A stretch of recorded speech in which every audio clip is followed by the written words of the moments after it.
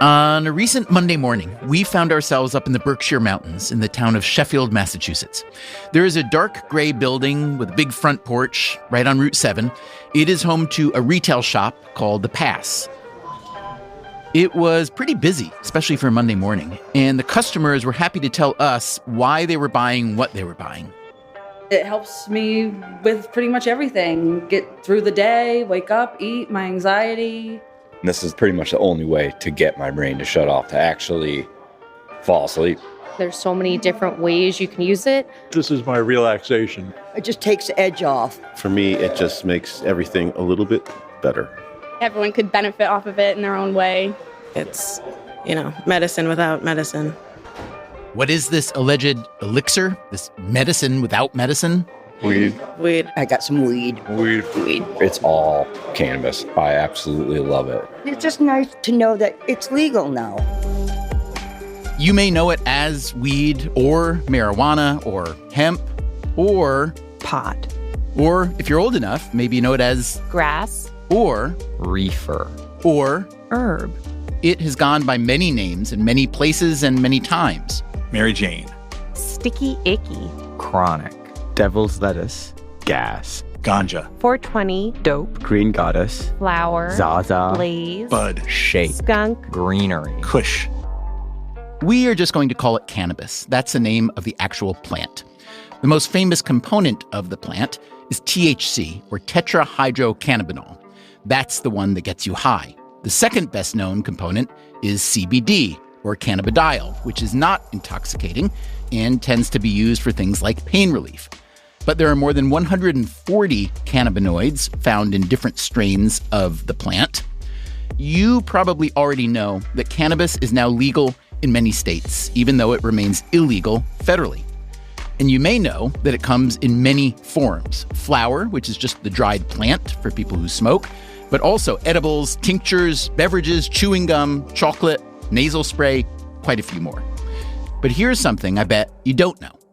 In the US today, there are more DND users of cannabis, that stands for daily or near daily, than there are daily or near daily users of alcohol. Let that sink in for a minute. Here's what we heard up at the Pass. It's better if you're going to use it every day. You can't drink every day and be okay. If I'm in like a social situation, I'm not going to grab a drink. I'm going to grab some weed. I was a teenage alcoholic, but now I've been smoking weed for 60 years, and I'm still alive. Alcohol is still overall much more popular in the US, but for a significant group of people, cannabis has become the drug of choice. In a recent Gallup survey, 17% of Americans reported using cannabis. That's up from 7% just 10 years earlier. How did this happen? And what does it mean? That's what we want to find out in this special 4-part series on cannabis. I think if everyone who was using alcohol was instead using cannabis, it would be a much safer, healthier world. In today's episode, part 1, the harms of alcohol are well established. How about cannabis? You're talking about needing a whole army to study the effects of cannabis from these new products that we still do not know anything about. In part 2, we will get into the bizarre economics of this industry, which haven't worked out the way anyone predicted. It's hard to articulate the regulatory complexity of every single thing you have to do. In part 3, we will visit the farm. Smells good, doesn't it? And in part 4, we will try to sort out the future. Americans, Democrat, Republican, Independent, are all supportive of seeing major cannabis change. Along the way, we will hear from cannabis industry insiders, medical doctors and legal scholars, regulators and politicians, and a few happy customers. It tastes good. I'm really energized. I thought I would be asleep. Oh, I'm enthralled. I'm so excited. I'm excited too. We'll see you after the womp womp womp.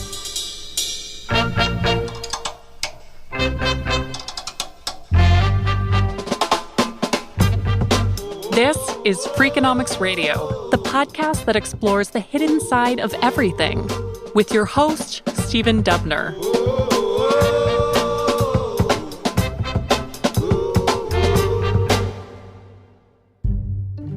So let me tell you how this series began.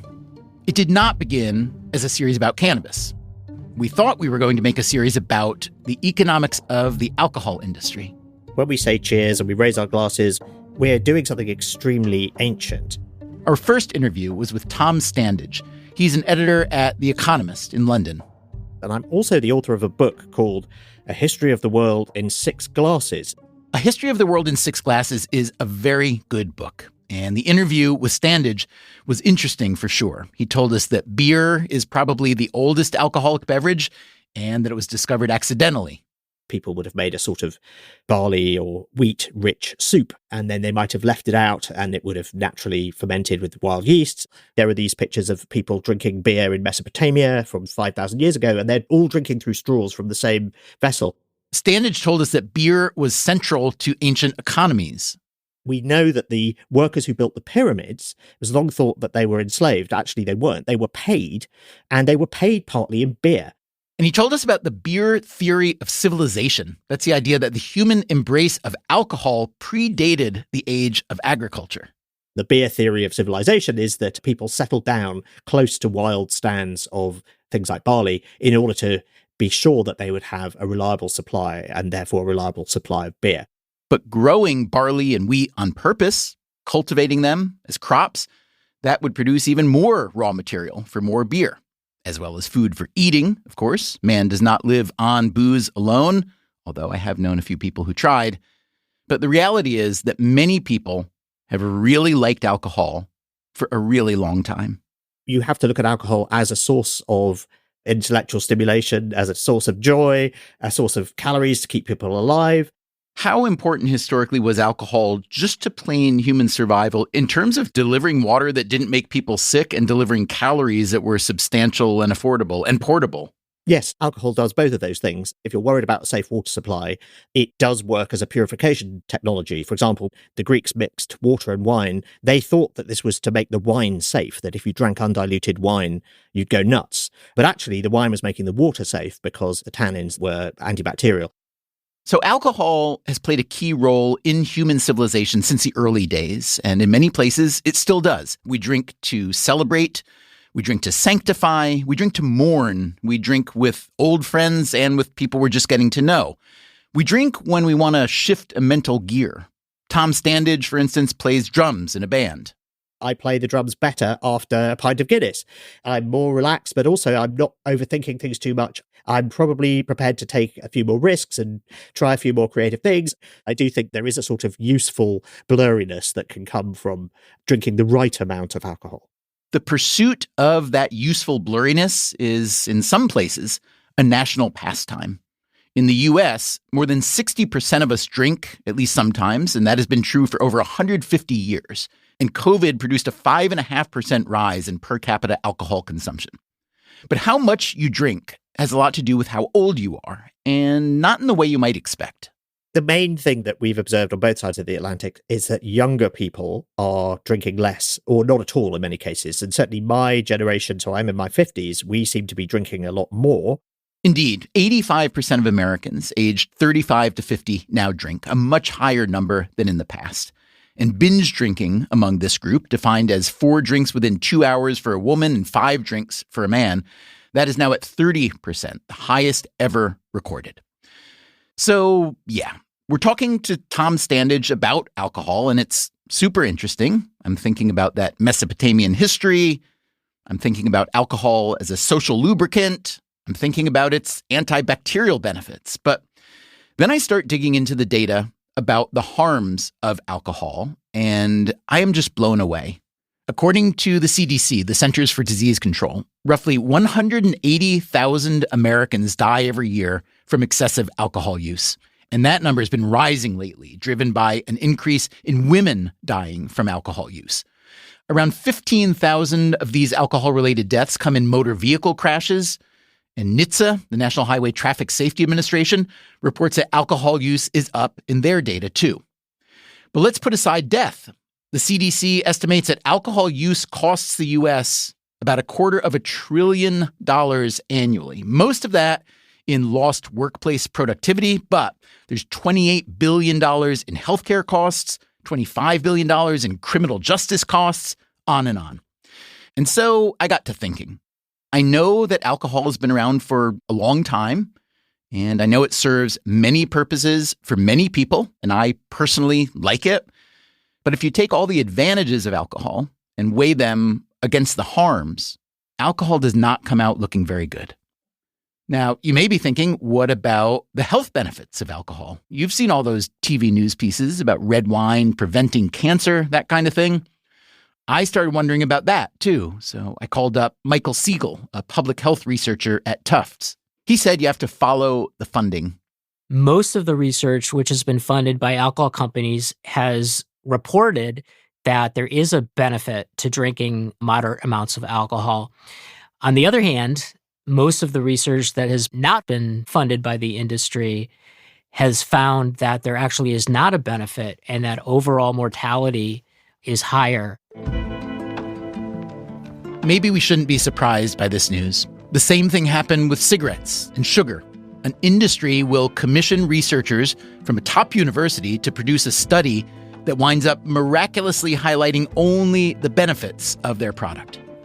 Some public health experts still say that moderate alcohol use isn't a big deal, but others say that alcohol is essentially toxic.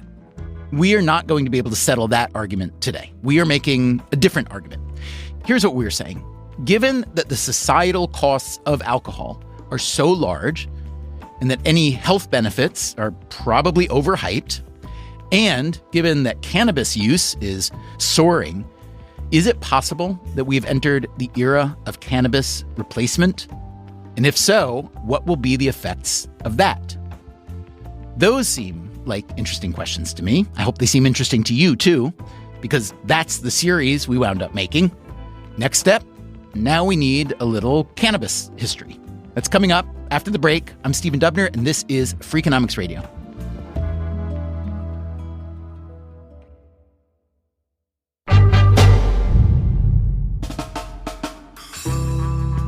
Okay, for some history on cannabis, we are going to rely on two people. The first is Ryan Stoa. I'm an associate professor of law at the Louisiana State University Law Center. Stoa has written a book called Craft Weed, Family Farming and the Future of the Marijuana Industry.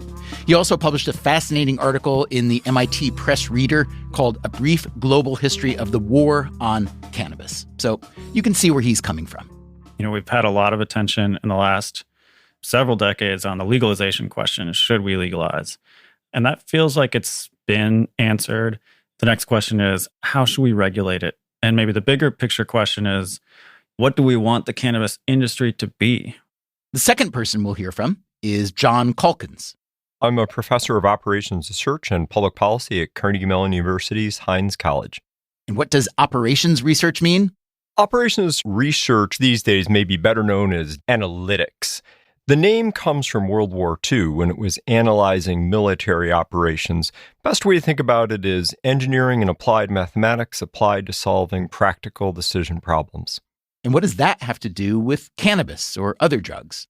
When I was in grad school, I wanted to study something that would help make the world a better place. I assumed that was going to be energy, environment, telecommunications. But I recognized that at that time, if you surveyed the American public, they said the number one problem facing the nation was illegal drugs. And so I decided I would focus on that. Can I just ask, what's your personal view of drugs? And let's use drugs to include, nicotine, caffeine, marijuana, et cetera, et cetera, et cetera. What do you like and not like? You can ask, I won't answer. I'm highly committed to the idea that science should be observer independent, dispassionate, and objective. Okay, let's go with dispassionate and objective. By the way, Calkins is the researcher who put together the data I cited earlier about the massive rise in daily or near daily use of cannabis and how it has eclipsed alcohol. He pulled that data from the U.S. National Survey on Drug Use and Health. For 15 years, I've been drawing this graph, and every single year I've watched it increase. Back in 1992, there were 10 times as many Americans who self-reported daily or near daily drinking as self-reported daily or near daily cannabis use. But cannabis use has grown enormously since that nadir in 1992. And finally, after the 2022 survey data became available, that was the first year in which the cannabis line crossed the alcohol line. Okay, so how did we get here? Let's start the cannabis story at the beginning. Cannabis has a long, long history going back thousands of years. And Ryan Stoa again. There are some people that believe cannabis may have been one of the original crops that brought about the Neolithic Revolution when humans transitioned from being hunter-gatherers to being a more fixed agricultural species. The plant is so versatile and can be used for food, it can be used for fiber, it can be used for religious or spiritual or just recreational purposes. Did it tend to be more popular among elites or no? It was probably consumed by all classes of people, but when we saw prohibition measures take place around the world, it was generally aimed at the lower classes. Drug prohibition historically has been used as a tool of oppression. So it's not necessarily the drug itself that the ruling classes are concerned about, but rather using drug prohibition as a tool to make sure that there isn't a religious or economic changing of the guard, so to speak. The Catholic Church hasn't been terribly fond of cannabis over the years. Pope Innocent VIII issued a papal ban on cannabis in the first year of his papacy. This was in 1484. So clearly a huge priority for him. Really wanted to promote this idea that fulfillment comes in the afterlife. And we want to reject these momentary pleasures that we feel in this body that we have now. What is the typical prohibitionist's playbook? Associate the plant with violence, associate cannabis with depravity, associate with other dangerous drugs, portray cannabis users as religious extremists or dangerous minorities, and help turn the tide against that population and towards prohibition. Those are all tried and true strategies that we've seen over the years. Okay, and how about a brief history of cannabis in the U.S.? John Adams writes this 2-page to-do list on his way to the Continental Congress. On page 1 of the to-do list is, quote, hemp to be encouraged, unquote. On page 2 was the Declaration of Independence. So higher up on his priority list, perhaps. I mean, American farmers were growing hemp for quite a long time, even into the 20th century, and were a dominant force. It's absolutely true that in, say, the 19th century, Americans were growing the cannabis plant, but they were growing it to make rope and shirts and so on. The use of cannabis as an intoxicant really did not become a major issue until the 20th century. And honestly, even in the first half of the 20th century, it was pretty darn uncommon. Early 20th century, we saw psychoactive marijuana strains coming up from Mexico or Latin America, popularized in the U.S. South, and of course went northward, embraced by proponents and fans and musicians of the jazz era. And so as jazz spread around the United States, so too did marijuana use. Our original federal law, the Harrison Narcotics Act of 1914, was passed primarily because do-gooder Americans wanted to push back against the British opium trade in China and didn't want to be over there without a U.S. law saying that the opioids are problematic. But the Harrison Narcotics Act of 1914 didn't say anything about cannabis, which was still technically legal. That was about to change. So it was first prohibited by states. The federal government came to the party late. In 1915, California became the first state to criminalize cannabis. By 1931, a majority of states had done the same, and in 1937, Congress completed the ban by passing the Marijuana Tax Act, marijuana being the term used in Mexico. The regulators were hoping to give the drug a dangerous south-of-the-border vibe. Throughout the 20th century, the United States passed a variety of drug-specific federal laws. In 1970, that somewhat incoherent assemblage of laws were brought together into an integrated framework called the Controlled Substances Act. It's a myth that that was the beginning of the quote-unquote war on drugs. The laws had been passed long before. It was just a reorganization. It was President Nixon who signed the Controlled Substances Act. He called drug use public enemy number one. And what did Nixon think about cannabis? Here's what he told some White House aides as captured by his own secret tape recording system. I know that it's not particularly dangerous. I know that it's not particularly dangerous. I know most of the kids are legalizing it. I know most of the kids are for legalizing it.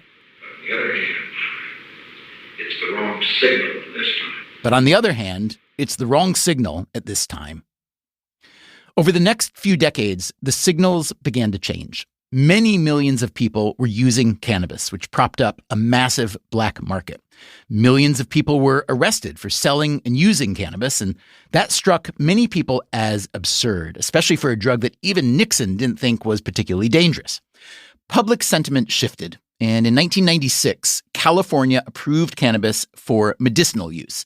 Physicians prescribed it for chronic pain, multiple sclerosis, bowel disease, glaucoma, epilepsy, and other conditions. Several states followed California's lead, and then, in 2012, Colorado and Washington became the first states to fully legalize cannabis for recreational use.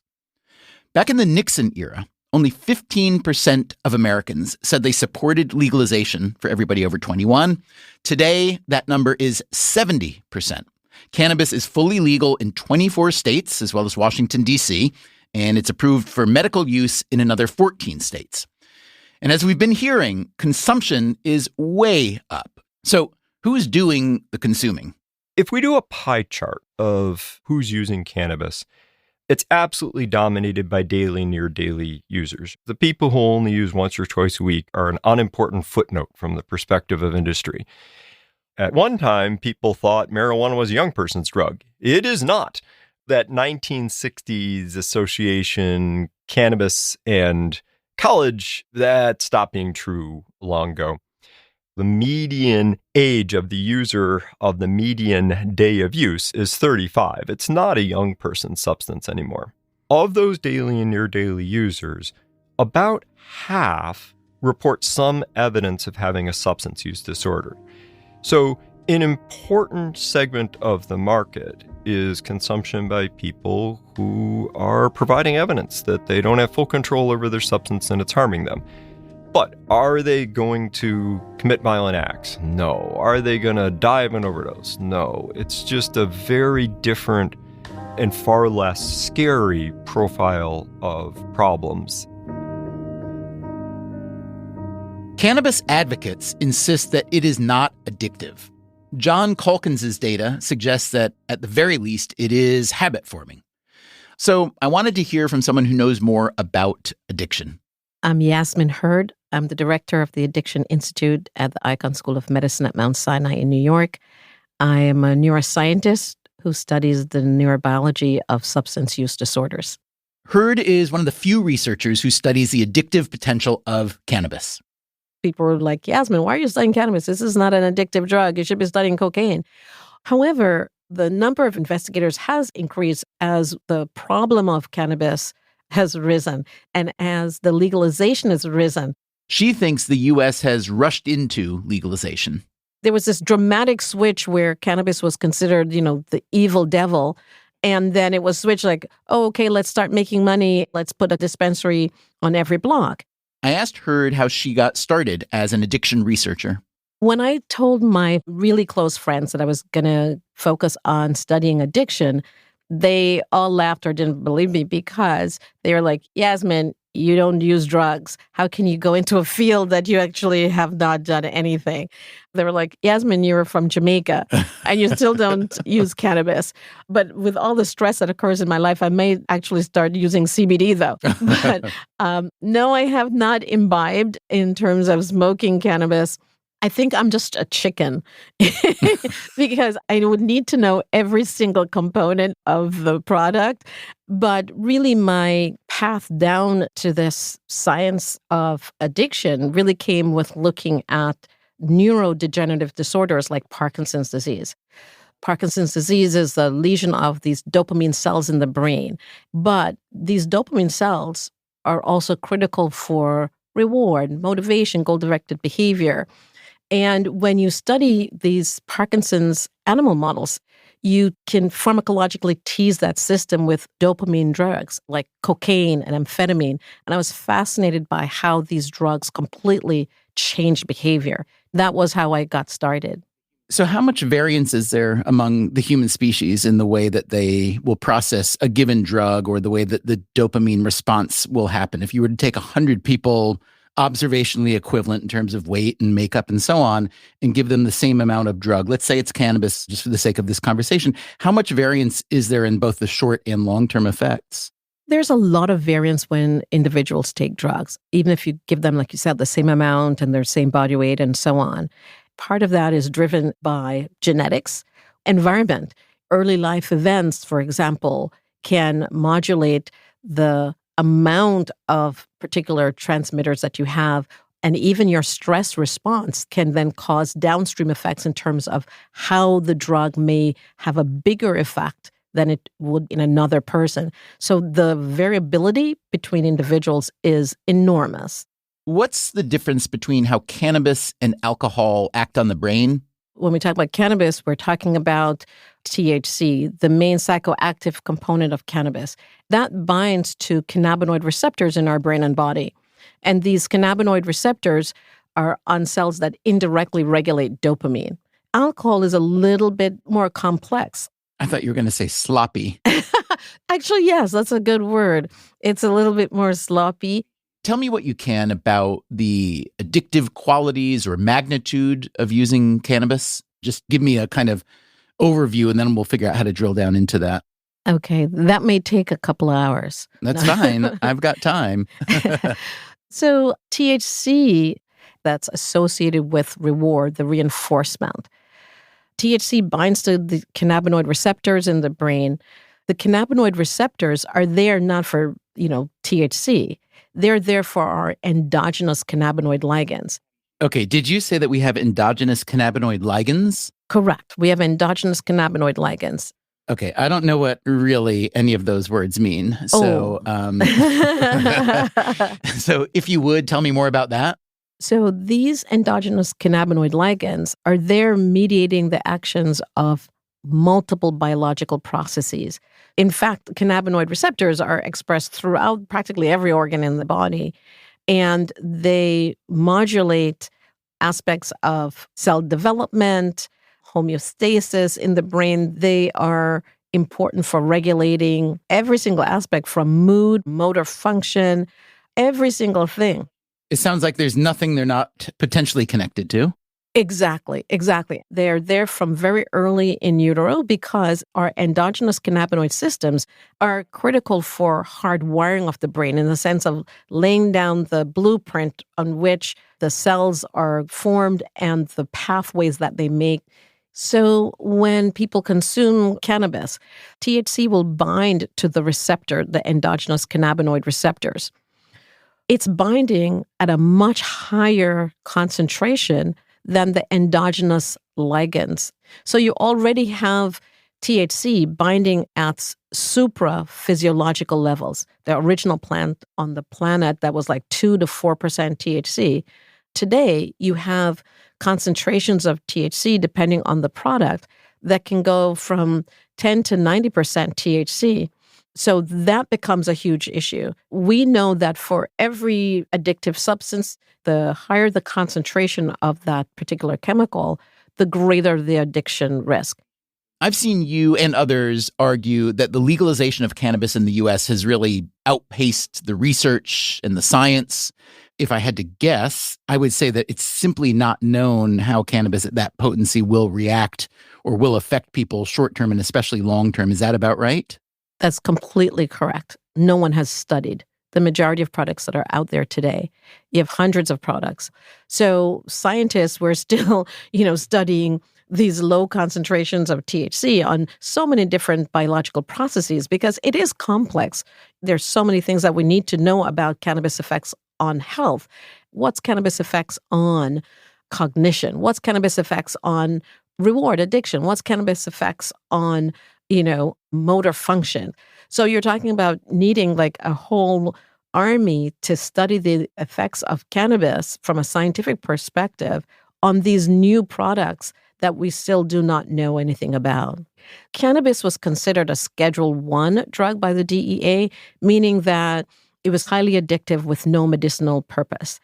And that drove a lot of challenges for researchers because, I don't think people realize in order to do this research with a Schedule 1 drug, there are a lot of regulatory hurdles that you have to jump through.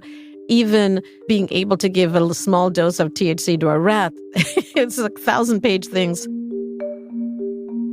So millions of people are using a drug whose risks, according to Yasmin Hurd, are not fully understood.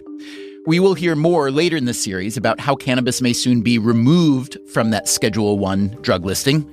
Coming up after the break, how do the risks of cannabis compare to the risks of alcohol? I'm Stephen Dubner. This is Freakonomics Radio. We'll be right back.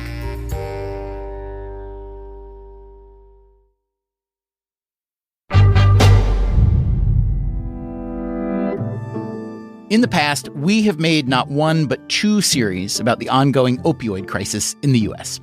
That crisis had its roots in legal drugs that were prescribed by physicians. As we move ahead with widespread cannabis legalization, some people, like Mount Sinai addiction researcher Yasmin Hurd, may see the opioid crisis as a warning. Be careful when you introduce new drugs into the national bloodstream. But there is another public health crisis that is so widespread, so baked into our culture that we rarely think about it. Here again is Michael Siegel, the public health researcher at Tufts we heard from earlier. The effects of alcohol in our society are overwhelming. At least 100,000 deaths a year are attributable to alcohol. Tremendous amount of violence is related to alcohol, sexual abuse, sexual assault. Have there been studies between populations that drink and don't drink for non-health reasons? Certain religious groups that just don't consume alcohol. I would think that's a pretty nice study cohort.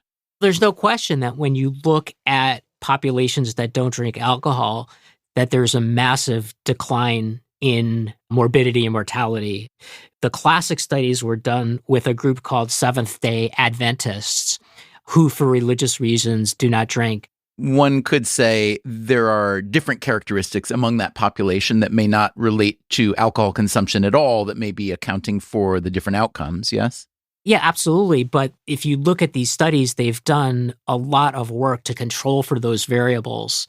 They're really well done studies, and even controlling for some of those other lifestyle factors, they're still finding an effect. I want to make it clear that in no way am I arguing that we should be prohibiting alcohol use. We tried that, it didn't work. How pervasive would you say has been the problem of the alcohol industry influencing academic research into alcohol? It's been a huge problem. It continues to be a huge problem. The biggest problem is not necessarily that there is research being done that is funded by alcohol companies. The real problem is that researchers who are conflicted because of accepting that funding have either accepted or put themselves into positions where they are making policy recommendations. There are some very specific things that trouble me about what we're not doing about alcohol that I think need to be changed. One is the whole issue of regulation of advertising. I think that we are just completely letting the alcohol companies get away with murder, essentially. They can do anything they want. They can target youth. They can have very attractive images of alcohol use that appeal to youth. We don't allow that with tobacco. I don't see any reason why we should allow it with alcohol. There are very few organizations that are talking about alcohol as a carcinogen. It is a carcinogen, and everyone should know that. When we were talking earlier about industry funding of research for alcohol or tobacco or sugar, et cetera, I'm curious what you can tell us about cannabis. Is that an issue yet? I think cannabis is a little bit different in that the health effects are very different. The issue with cannabis is much more behaviors, for example, driving under the influence of cannabis, than long-term effects of cannabis use on chronic disease. There is some evidence that cannabis, when smoked, does have lung irritants. But for the most part, we're not dealing with the same magnitude of chronic disease as when we're talking about something like tobacco or alcohol. And what if I say, well, that may be the case now based on the known science about alcohol versus cannabis, but there's less known science about cannabis. And until quite recently, there's been much, much, much less use of cannabis than alcohol. So maybe we just don't know yet. Alcohol is the devil you know, at least. What would you say to that argument? I think that there's enough that we do know about cannabis that we can definitively say that it's not going to create the kind of health effects that we see with alcohol. What we don't know is really if there are long-term risks of long-term use of cannabis. The concerns are more in terms of the way that cannabis use might interfere with someone's life, especially youth, than necessarily that we're going to see hundreds of thousands of people dying from it. I think that's unlikely. I think it's really important for us to understand, for policymakers especially, to understand that a regulated market where a product is legal is very often much safer than an unregulated product. Potentially, if it's not well regulated, contaminants or toxins getting into these products. I mean, we saw that with THC vaping products where we had this outbreak of lung disease where I think at least 50 or 60 people died. What's known so far about the addictive nature of cannabis? Because I've read reports all over the map on that. There's no question that cannabis qualifies as an addictive drug. But the major concern with cannabis use is not simply addiction to cannabis, but that cannabis use seems to be associated with experimentation with other drugs as well. And so when somebody is using cannabis, it's not just that they're using cannabis, it's that there's a risk that they may become addicted to other products. That's an argument I remember hearing when I was a teenager, the gateway drug argument. How true does that argument turn out to be? Do we know that habitual users of cannabis are more likely to, quote, move on to other harder drugs? That is where there is a lot of strong evidence. You know, a lot of people have been saying that vaping is a gateway to smoking. And, you know, what they're doing is basically taking the cannabis model and applying it to vaping without there actually being research. There really is not research showing that vaping is a gateway to smoking. In other words, vaping may be a substitute for smoking instead of... Exactly. There's a lot more evidence that vaping is actually a substitute for smoking. With cannabis, there is evidence that cannabis use can be a gateway to the use of other drugs. What are the other drugs and how likely is the gateway effect? I think the biggest concern is alcohol use. The concern about cannabis use is that it leads to more alcohol use. That's the big concern. Yeah, I mean, there's very strong evidence that youth who use cannabis are also more likely to drink more alcohol. Now, what's not clear is this a direct causal relationship? In other words, is it the cannabis use that somehow is having effects on the brain that make it more susceptible to addiction? Or is it simply that people who are more risk-taking, if they're experimenting with one substance, they're also more likely to experiment with another substance? So if I were to ask you what seems like a simple question, I'm curious to know how you'd answer it. Is cannabis a substitute or a complement for alcohol in general? All of the evidence that I've seen shows that cannabis is a complement to other drugs. It doesn't appear that people are switching from one form of drug use and then going to cannabis use as a form of harm reduction. So it's very different than vaping, where there's strong evidence that vaping is literally an alternative competing product with tobacco. What about cannabis as a potential replacement for pharmaceutical drugs? Are there examples you can point to where cannabis might be a much better option for some conditions, some people, some situations? It's interesting because there hasn't been a tremendous amount of research in this area by researchers, but there's been a lot of research by the general public in terms of just trying it. A lot of what we know about the usefulness of cannabis for different diseases or ailments or pain comes from people trying it and reporting, hey, this is really working for me and I can avoid taking opiates or worse things. There are medical uses for cannabis, and there are many situations in which you can reduce harm by allowing people to use cannabis for medical reasons. Okay, so here's my big question, Michael. Alcohol has been around forever. It's widely used in many cultures and many settings. It's often used responsibly and often gives a lot of people a lot of pleasure, a lot of benefit. But there are, as we've been talking about today, really significant downsides as well, from physiological to the user, him or herself, to the downstream effects like drunk driving and violence too, right?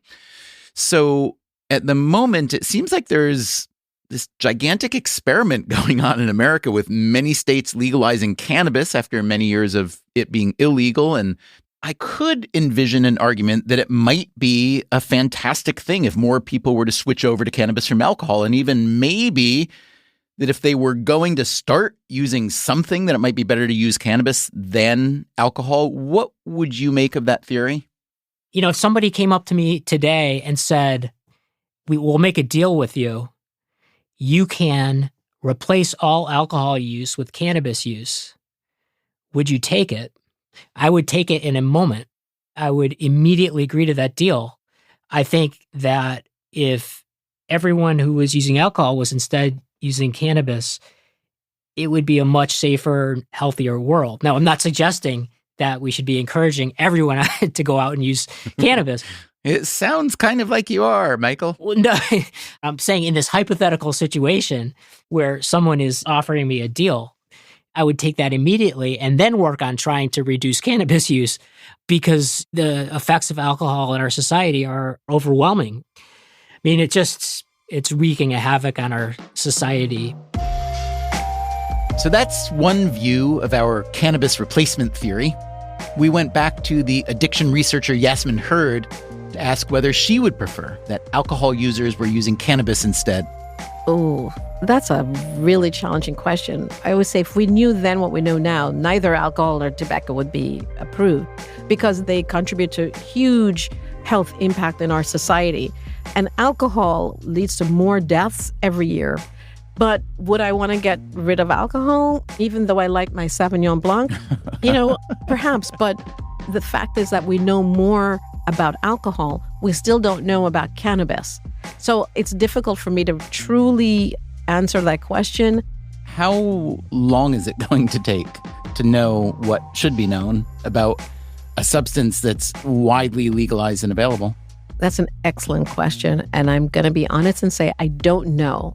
Near daily and daily use of cannabis is much higher than it is for alcohol. That's where our society has gone. So does frequency matter? What we need to know right now are the aspects of the high concentrated products, because that's what is out there in the public. Even these aspects of the pattern of cannabis use that relates to addiction and psychiatric risk, we do not know much about. And Michael Siegel again. One of the philosophies of public health is the theory of harm reduction. We're not going to stop people from using substances completely. So why don't we focus on trying to find ways that will cause the least health harm?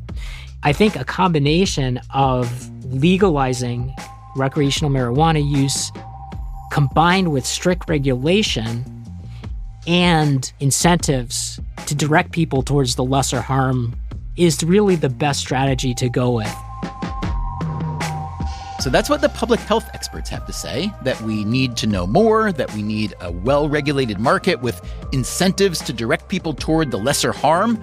But, and I certainly mean no offense to Michael Siegel or Yasmin Hurd, but it isn't academic public health experts like them who make the markets. In the case of cannabis, we are talking about freewheeling entrepreneurs, government regulators, and professional loophole finders. So coming up next time in part 2 of our series, how does this market work or not work? The entirety of the cannabis market is filled with an amazing number of contradictions. Cannabis also has the added difficulty of having a rich history that's rooted in criminalization. Oh, it's been a doozy. That's next time. Until then, take care of yourself. And if you can, someone else too. Freakonomics Radio is produced by Stitcher and Renbud Radio. You can find our entire archive on any podcast app Also at Freakonomics.com, where we publish transcripts and show notes. Also, big congratulations to the 3 winners of this year's Nobel Prize in Economics: Daron Acemoglu, Simon Johnson, and James Robinson. They have each appeared on Freakonomics Radio in the past. If you search their names on Freakonomics.com, you will find their episodes. And you can hear a full interview with Acemoglu on People I Mostly Admire. That's one of the other podcasts we make, hosted by Steve Levitt. He interviewed Acemoglu not long ago, and we are republishing that episode soon. This episode of Freakonomics Radio was produced by Dalvin Abawaji and Zach Lipinski, and we had help this week from George Hicks. Our staff also includes Alina Kuhlman, Augusta Chapman, Eleanor Osborne, Ellen Frankman, Elsa Hernandez, Gabriel Roth, Greg Rippin, Jasmine Klinger, Jeremy Johnston, John Schnars, Lyric Bowditch, Morgan Levy, Neil Carruth, Rebecca Lee Douglas, Sarah Lilly, and Teo Jacobs. Our theme song is Mr. Fortune by the Hitchhikers. Our composer is Luis Guerra. As always, thank you for listening. I'm very grateful for you being here. Thank you. Let's see if you have the same opinion at the end of this.